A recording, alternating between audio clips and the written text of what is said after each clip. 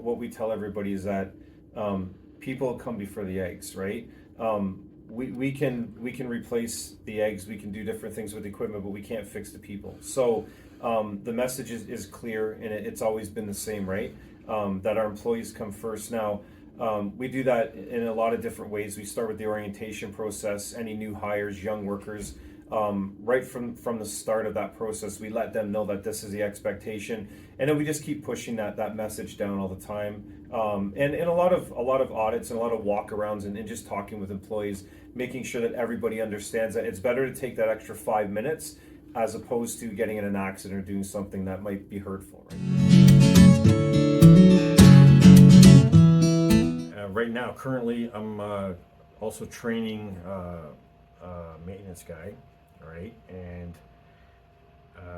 for me, I'm very picky, all right? So some of the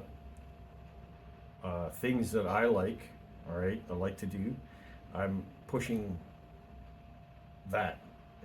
And part of that is the safety, right? For example, I need a piece of stainless cut, and I'll say, okay, can you cut this for me?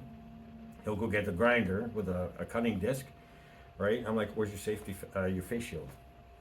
I said, you ain't gonna do it until you have a face shield on, because if a chunk of that or a piece of stainless comes off and hits you in the eye, now you're gonna, it's gonna hurt, and you're gonna end up going to see a doctor about it, right? So it's like, just to avoid that, put the face shield on, all right, safe that way. Yeah. Right, and I make sure that any tools that are like grinding, cutting, the welding, make sure that I always push PPE. Right. Yeah. Like I said, I want to go home with 10 fingers and 10 toes.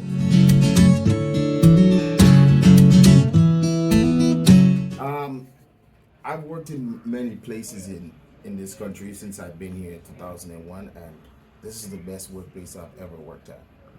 Management cares about us, the company appreciates us, so we make sure we come in here and get the job done safely as possible.